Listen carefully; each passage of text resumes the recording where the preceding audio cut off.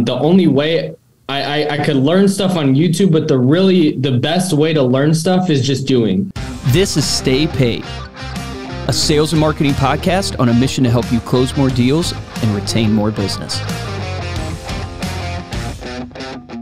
Welcome to another episode of Stay Paid. I'm Joshua Stike along with Luke Acree. And before we bring on our guest today, we'd love it if you take a minute to subscribe to Stay Paid on Apple Podcast or on Spotify if you're not already subscribed.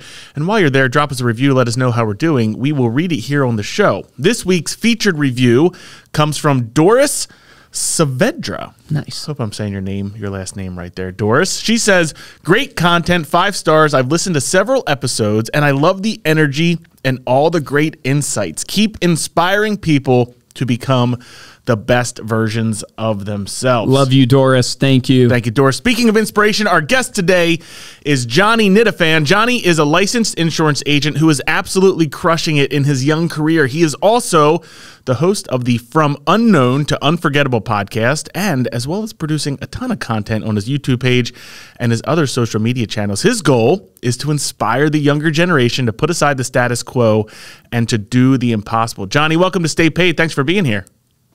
Thanks, man. I feel super honored, privileged, and I'm like, man, get to hang out with you guys. That's awesome. Dude, we're the honored ones. How old are you, brother? I meant to ask you that before we got on the show. How old are you? I'm 21. Yeah, I just turned 21 here.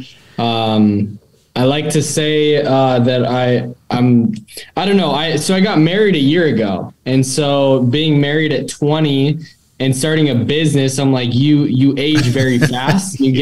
You learn a lot very quickly. And it's like entering into 2 huge life stages at the same time can be very challenging to balance. But I've learned a ton very recently. So I'm like, hey, by 25, I'm going to be like mature, I guess. Yeah, you'll be an old soul, man, at that point. I got married at 22. So yeah, I totally understand the feeling. Felt similar journey myself. So I would love to hear your story. If you can let us know how you got into insurance, what made you choose this industry. Like Josh said, you're crushing it, so I can't wait to talk to you about sales and building a team and entrepreneurship. Yep. But how'd you get into it? Yeah, so it's long story short. I moved out here to Arizona to play basketball, and that's the main reason. I was born in San Diego, raised in New Mexico. And I had D1 dreams going to play professionally. And that's all I did. I mean, I would wear ankle weights to school, 10-pound ankle weights around.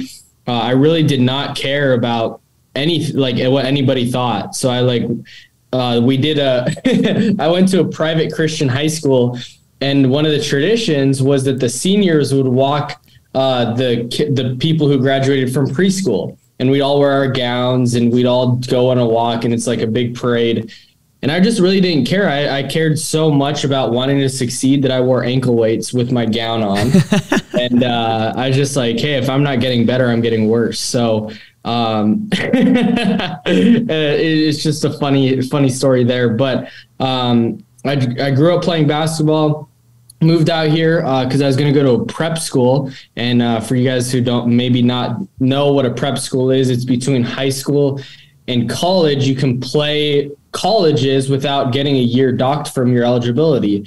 And so we had like 52 junior college games on the books, but you don't get docked for a junior college year. And so pretty much there's like first open gym, there's like 250 D1 coaches in there. And that's where Marvin Bagley went, DeAndre Ayton, some of the big names that went there. And so I went there, and I quickly realized basketball was not a desire that I really wanted to continue to pursue. So right after preseason ended, I just pretty much quit. Or pivoted, as Joe says. And so I pretty much pivoted, started a clothing line called More Apparel. I took all the money that I raised to pretty much put into tuition for this school, and I dumped it into business. And I said, hey, I want to start a clothing line. The only way I could learn stuff on YouTube, but the best way to learn stuff is just doing. And I just took action. So I was like, hey, I want to do this. So I filed for an LLC, got my own business account. When I was 18, just put all of it into pretty much creating clothes. And so I hired a graphic designer. I was like, hey, I have no clue what this will look like, but I know I have a message that I want to share with people. And so More Apparel started, and it was just called More, MORE, period. And that's it. And I was just like, hey, I want to spread more positivity, more love, and clothes are a billboard. And so I was like, I have a huge message I want to get out there. So why not start with clothes? And so did that business actually take off, or did it start? It started to. I don't know if you guys know B.A. He's the impersonator of all the NBA players. I'm not sure. Yeah. So Brandon Armstrong, if you guys look him up, he has a few million followers on Instagram and YouTube and went absolutely viral. So I'm at GCU, Grand Canyon University, and I have clothes in my backpack. I'm about to go to a youth group to like pretty much get the clothes out there. And I ran into him and I'm like, yo, can you wear my clothes and I'll make a highlight reel of you? And I just and he's like, yeah, man, for sure. So pretty much we took a picture and he was in the gear. He ran pickups, like crossed these dudes up, posted it. And he posted on his story. And that week we did some that were between 10 to 15,000 in sales, just absolutely sold out everything. That shows you the power of influencer marketing. It's just crazy. It's just the new phenomenon. Like a celebrity or semi-celebrity wears your stuff and then boom, it's sold out. Exactly. And so pretty much took all that money to go into a fall drop, and the clothes did not turn out well and nothing sold. Ugh. And I was like, dang, that sucks. So now I have like 250 hoodies. I have like 150 shirts and like only like 5 sold maybe. And I'm like, this honestly really sucks, but it's all good. So I ended up like pivoting from that. I was like, hey, I guess I'll go to college. Went to college for a little bit, failed 2 semesters straight. And I was like, my heart's not in this. I want to do a business. I just don't know what that's going to look like. So I worked at Starbucks and quickly decided I want to marry my wife. And so I proposed working at Starbucks full time. I was just putting in massive hours. Before we got married, my father-in-law, who's been in health insurance for over 30 years, grew a massive book of business doing health insurance benefits. He had a meeting. I got a meeting with him and one of his lenders or vendors. And pretty much from there, got introduced to the insurance business. A month after, I took my test. Within a week passed, quit Starbucks, went into insurance, and started door knocking and cold calling businesses. Did that for 3 months, got introduced to the life insurance space, and it's been up from there for sure. So that's how I got introduced to the life insurance industry. I feel like he embodies the take action sign. It's just like, well, so I quit basketball and then I started a company. A clothing company, and then that didn't work. So then I married my wife, and it's like you're just all in, just doing it. But it's the truth, man. You gotta fail fast. You gotta take action. I mean, it's literally the sign behind us. But talk to us a little bit about the door knocking. Talk to us a little bit about the getting started, cold calling. That's where I really want to pick your brain on like your tips for prospecting because you're a master at cold calling. You're doing a ton of it. Walk us through like your cold calling in your door knocking days and all that stuff. Well, it was just preparation on the front end for sure, because when I was putting a ton of miles on my car, like you have to just find efficiency in like being able to door knock as many businesses as possible. So I'd find little pockets of like industrial places and like warehouses, something like that, and just pretty much knock all the doors in that area. And then I'd go to another area and I'd find like 30 to 40 businesses all in one place and just door knock and just go in there and build relationships. And how did that look? Like, I'm curious because people like they want to go put that into action, whether they're in real estate, insurance, like go door knock, like approaching the door, talking to the people. Like, what do you suggest that people think about and do? Well, you got to find like the key decision maker, whoever that is. And like, I was just starting. So I was like, I would drop stuff off. I'd like drop off cookies. It was like right when Christmas was coming. So I was like, I dropped that off. There was when coming into you got to find like a little way to like pretty much get your foot in the door, and like have an excuse to be there. And so my wife actually recommended me to do was when New Year's was coming, I dropped off sparklers and I dropped off glow sticks to people. I'm like, new year, new solutions, flip this, like turn on the light, or what was it? It was open up. I forgot what it was, but I used a little catchphrase of like new year, new solutions. Let's try out our benefit solutions, stuff like that. So I'll just drop that stuff off. The biggest thing like with that is to build a relationship with the gatekeepers and have a really solid relationship there.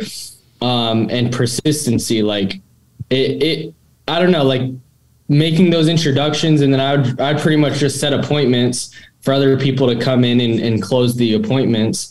But that's pretty much all it was. Like, would you follow up with phone calls after your initial pop buy in, or would you follow up pop buys again? Yeah, I would pretty much try to get as much as I could, whether it's their phone number, whether it's their email, whether it's whatever it is. And I would just send emails later in the day after I'm done, like reaching out to people throughout the day.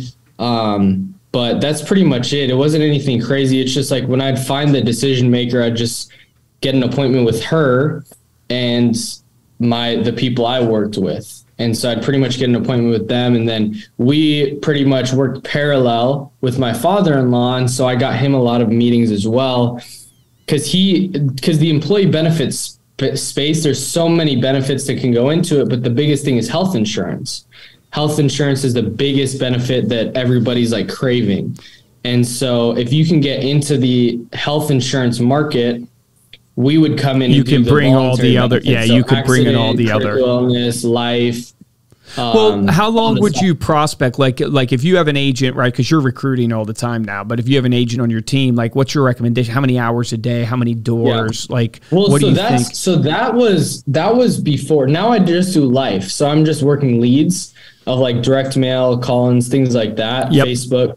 But I'm out of that space. But when I did, my goal was 150 businesses a week. Okay. So of like knocking, of like going in and introducing yourself. And honestly, it was really tough. To be honest, like it just really was, but I see the value in doing that. I just think like it was a longer term play that life insurance has so much upfront capital that you can get, that I was like, I just want to do life. And now other people can get in here and I could just build a massive organization doing this. So pretty much doing life, switching to that, it's pretty much a whole different thing, because you're not going business to business, it's business to consumer now. So now you're actually cold calling or calling warm leads that have been, people have expressed interest, and you're doing that pretty much all day. That's all I do. Yeah. Okay. And now I'm building a team. So like I started working with Nate Offert 45 days ago. And in that 45 days, I've been able to do 125,000 in production myself. And our first full month as an agency, we onboarded over 50 people and did 100,000 in our agency. So like our first full month. So I started in September, 2 weeks into that, like, there's 2 weeks that we just massive action. Actually, he flew me out to his house and we did. It's a smart guy. He recruited you. He's smart. Got to get face to face with you. Right. So, well, that was already when we decided to start working together officially. But we're like, we got to kick it off strong. So we came in, we got the last 2 weeks of September. Those 14 days, we were able to do 50,000 in production. And then team came because we started onboarding them. We got them all ready to go. And in that full month of October, we hit 100,000. It was 6 or 7 people writing. And now we're entering into November with 25 licensed agents. So our goal is 150 to 200,000. That's amazing. Talk to us about the activity that you guys are doing every day to produce that, because that's amazing. It's nuts. It's really like pretty much balls to the wall all the time. And that's what I learned from him, because you can only do so much of that on Zoom. But when I'm living with him in his house every day for 2 weeks, you pick up on stuff, massive action. Like he's attacking things like crazy. And so I'm just pretty much what he's doing, I'm pretty much just trying to copy it. And whatever he's telling me to do, I just do it. and he has like tons of audios and things of how to be able to recruit. And so the biggest thing you can do in recruiting is point up your mentor, like flip them up to him. His job is to train all my guys as I'm really building a foundation right now. So, I mean, I'm doing a lot of work in terms of getting them in front of Nate. When I tell people that are trying to build their agencies now under like me, I pretty much like the biggest key that you can have is get them in front of Nate, do an overview, do whatever it is, do a Zoom call. He went into Port Arthur, did a corporate overview in person with 300 people because somebody got him in front of that many people. And then he onboarded like 80 people. It's such a good point when it comes to recruiting on, like if you're trying to build a real estate brokerage, real estate team and recruit agents to your team, an insurance team and trying to recruit agents to your team, it really comes down to, hey, why would people want to join your organization? They want to join your organization because your organization has a proven track record, proven history, proven platform or whatever. Yep. And your point of going point up to your mentor, it's like, hey, point up to, hey, the reason why you want to come join this team is because of this track record that we have, this platform that we have or whatever. For you, it's Nate, right? And he's a stud. We've interviewed Nate on the actual podcast. Everybody should go check out his episode. I mean, this guy is a freaking killer sales guy. But that idea of like when you're recruiting an agent, you're recruiting them. Yes, there's the opportunity, but everybody can offer them so-and-so opportunity. It's like, I think the real estate side, right? You have EXP, Keller Williams, Century 21, right? Whatever. What is the platform and who are the people that you're bringing to the table of why they should join the team? Because people want to be part of something that's energetic. They want to be part of a movement. They want to be part of something where they go, yeah, I'm going to get access to something that I couldn't get access to somewhere else. But what about your actual like activity? How many dials are you guys making a day or have your agents trying to prospect and stuff like that to actually write that business? I mean, 250 a week at least. Okay.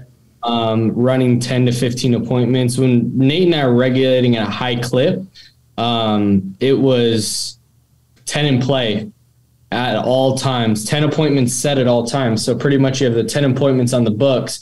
If one person no-shows, then you got to replace it. Okay. If two no-show or you run 2 appointments, you fill that up. So 10 in play at all times. Well, I got so like, because he would be on me like constantly if I didn't have 10 in play, because that's what I committed to. So in that month, I would be regulating 15 to 20 appointments set at all times. So I'd have like 2 fall off or whatever, then I'd set 2 more, because then it's like some appointments I'd have 10 appointments in a day. So then that's going to quickly diminish. I'll have no time to dial for the next day. So I'm thinking already ahead. And it's you're on the phone dialing or on the phone running an appointment or on the phone recruiting to the opportunity. That's all you're doing. And you're doing that 50, 60, 80 hours a week. That's all you're doing. On the phone with a recruit, on the phone with the prospect, running the appointment or setting appointments. That's it.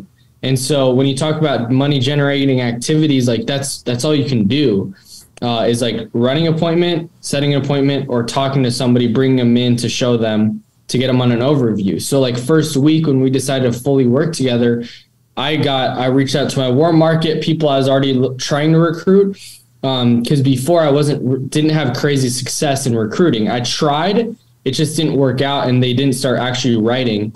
When I got here, we got on a Zoom, 30 people showed up, onboarded that night, and we just kept the ball moving. And now it's just kind of been just pretty much implementing what he said to do has been working like crazy. So the biggest thing is like flipping them up to your mentor, because I'm the product of what he's been able to accomplish, if that makes sense. So like I've been able to do the system. And so I'm a testimony of how great of a mentor he is. So if people have the opportunity to get mentored by him, they're lucky. Well, they're in my agency. So I just talk about him, because if I could do 100K in my first month, he can teach somebody to do 15K in their first month, 20K, 30K, whatever it is. Right. And so I'm just a testimony that talks to people and say, hey, plug into his system and it works. And so that's how we've been able to see. And his system is basically 10 in play. I've never heard it phrased necessarily that way. So that's super interesting. 10 in play, which is basically you have to have 10 appointments on the calendar, 10 in your pipeline, for lack of a better word, on, going at all times. And he's found in the insurance space, obviously, that produces. What other things about his system have you learned? So there's massive action was one takeaway I got, 10 in play. What other things? The biggest thing really is 10 in play, because you're constantly have appointments set. So like that's just another really solid thing. Another one is if you have a stack of leads, maybe say you have 100 leads, we'll take 15 of those, triple dial all of them.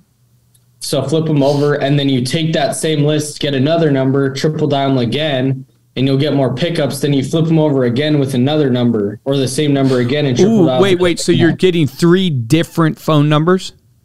Yeah. So like right now, that's like the triple dial on steroids. Cubed. Yeah. Triple dial cubed. Yeah. No, I've heard of so if people don't understand what the triple dial is, because maybe you've never listened before, it's literally exactly how it sounds. You call a lead, they don't answer, you call them right back. They don't answer, you call them right back. Like it's 3 dials, pretty much, waiting a few seconds in between, because it intrigues the prospect. Like, who is calling me this much? It must be important. Yeah. And it is important. Well, one dial, it's a robo dial. Yes. But if you see 3, it definitely. But I've never Are you sending heard. Text messages also? Yeah, so we have automations now that like are wicked. Like yesterday I was in a restaurant and pretty much what happened was it was crazy. So the lead came in, they filled it out on Facebook. It came into my system, it texted them right away. It started texting the system was texting back and forth. And so the person's like confirms the information they filled out, they confirmed it, and so then it auto sends another text and about like, do you want to book an appointment? The person said yes, and then it says, here's this time and this time available on my calendar today, which one works for you? They texted back, and then it sends me a text that says, hey, a new appointment booked on your calendar.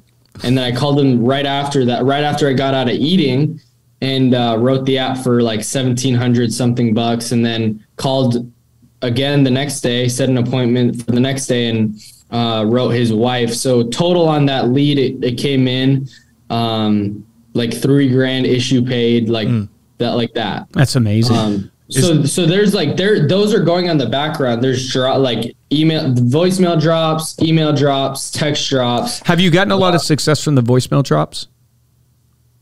They call back right away. Yeah. Okay. I would say that 20% probably call right away after they get the voicemail. That's amazing. So if people don't know what that is basically you can drop voicemails into people's phones without it ringing their phone. So you could literally, there's you can Google it, and you just Google voicemail drops, and there's software out there that will do it. And you could do it to 100,000 numbers. So imagine like you're farming an area, and you have all those numbers. You could drop a voicemail, and it could be an update on a house that's sold in that area if you're in real estate, or it could be something about, what you have going on, right, in your business.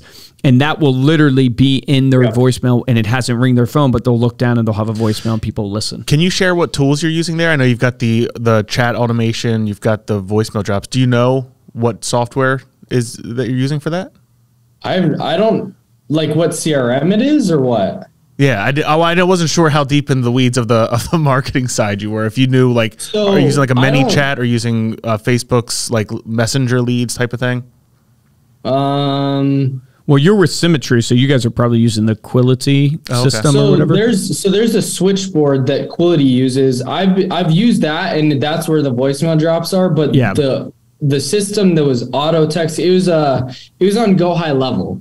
Okay. So like everybody has their own white labeled Go High Level, which it's literally all the same thing pretty much, if I'm being honest. Like, but I started working with these marketers a lot, advanced agent marketing, and I started working with them a lot, and they have this auto bot that like auto books like that. They were texting back and forth. It was crazy. So their booking rate's like 33%. So like when we started really working together, I was really skeptical, but then when it started actually booking on my calendar, I was like, what the heck? And then when it started texting and interacting like that, because there's other ones that will like send the text but it won't text back and forth like actually. So this is like an AI bot. Yeah, exactly. Yeah. Yeah, there's these. We were literally looking at that this morning. Yeah, we were. Yeah, we were looking at Go High Level this morning. That's so funny as a white label platform. So that's really interesting how you brought that up. Everybody takes the Go High Level and then whitelists it, and then says they have this like exclusive like thing, and it's all Go High Level. That's so great. I love that. Oh, man. So talk to us. You're a young entrepreneur, right? 21 years old, and you're crushing it, man. That's why we had you on. I mean, it's just amazing the success you're having. I mean, 25 licensed agents under you already. You're writing $100,000 in business, $150,000 now through the agency. I mean, just unbelievable. So talk to us a little bit about, like, you know, you hit some failures, and getting into insurance, only 8% of insurance agents make it. Right. What advice would you give to insurance agents or really entrepreneurs getting into the space that can help them push through and actually achieve the success they're looking for?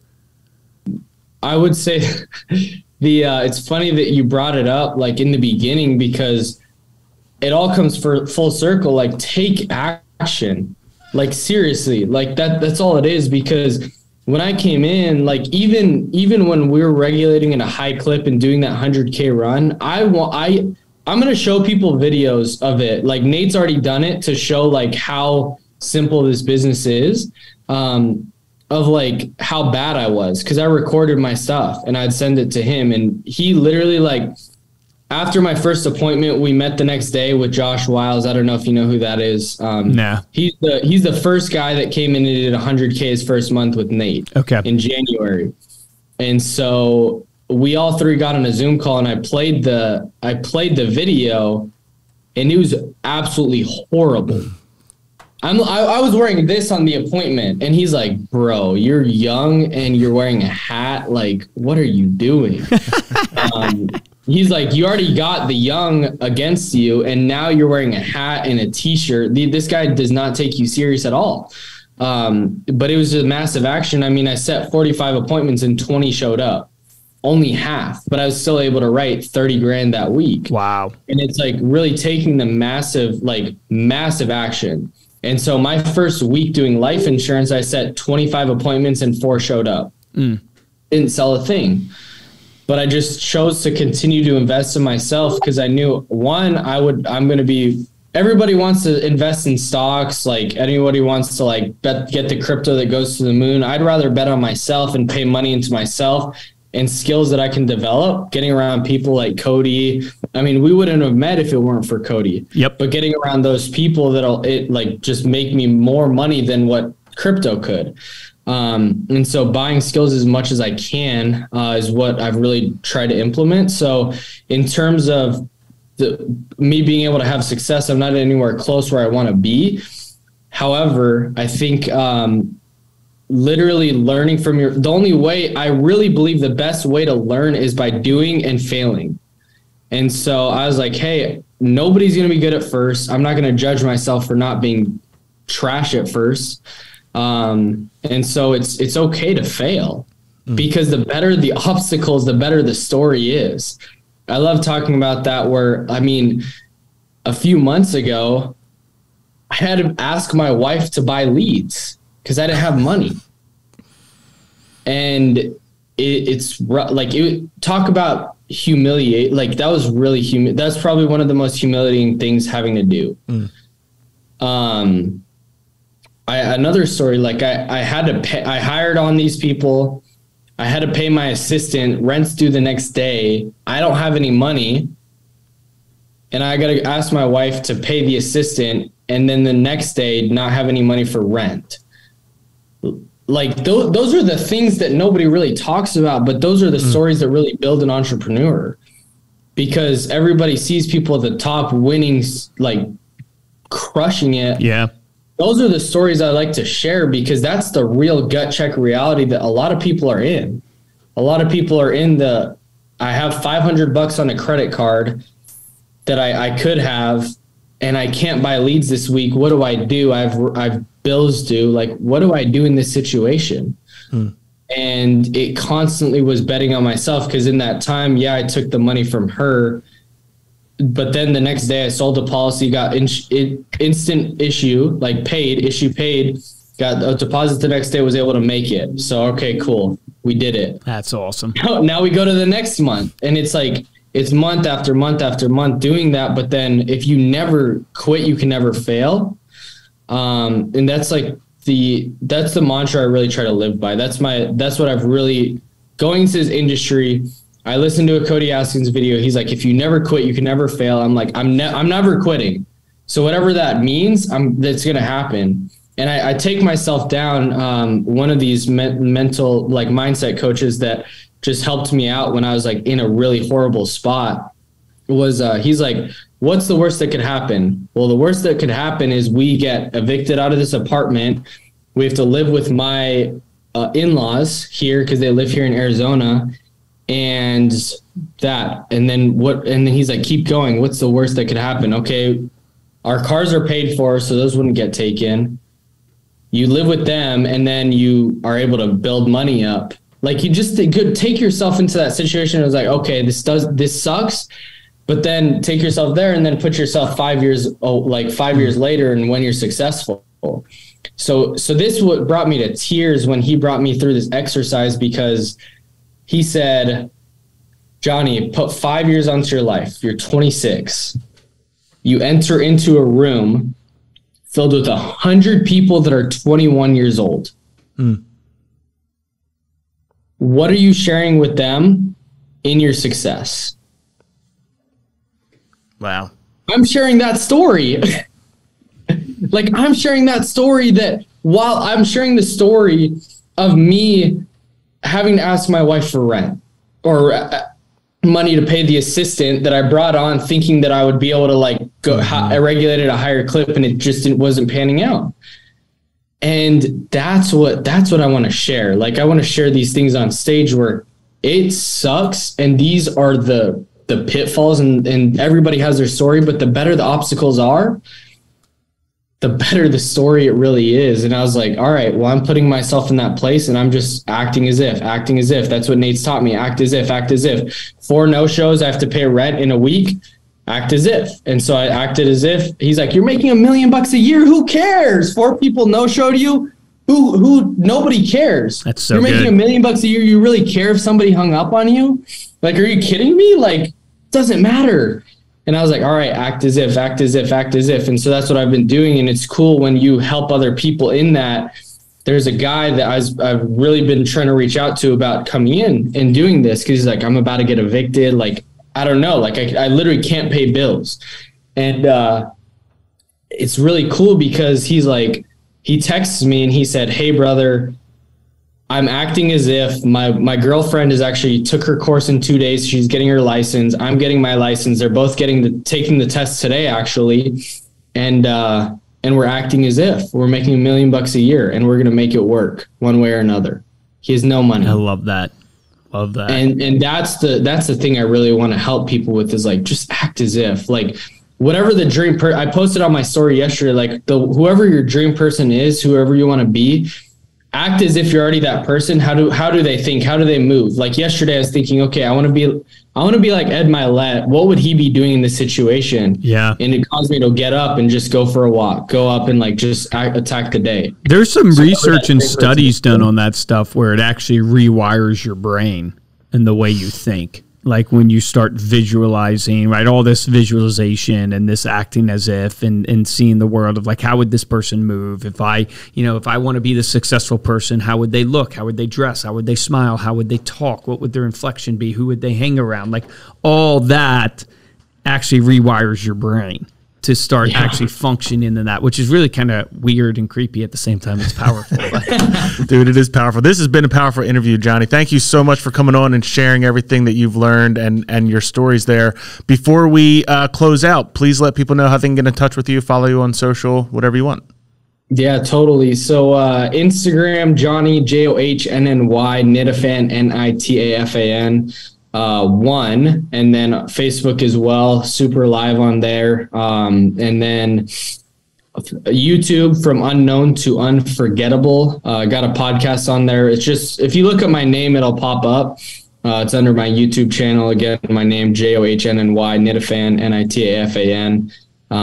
So yeah, go check me out. Really working on cranking up the content now, because that's digital real estate that you can buy in early. Love it. Check out Johnny's bio on Instagram. He's got all of his links listed there in his link tree. All right, thank you so much for being here, and thank you for listening. You can dive deeper to this episode. We're going to link to that as well in our show notes over at staypaidpodcast.com. If you enjoyed this episode and want to show your support, please head on over to Apple Podcasts, drop us a 5-star review along with a comment. And the best way to show your support is to share this episode with a friend. If you want to get hold of me or Luke, you can email us at podcast@remindermedia.com. And of course, you can find us on social media as well. We are at Stay Paid Podcast. For this episode of Stay Paid, I'm Joshua Stike. Guys, I'm Luke Acree. Johnny, thank you, brother. Appreciate you coming on and inspiring and reminding entrepreneurs, whether young or old, that you just got to take action. You just got to get in there. Here's my action item for everybody on this. What is your act as if?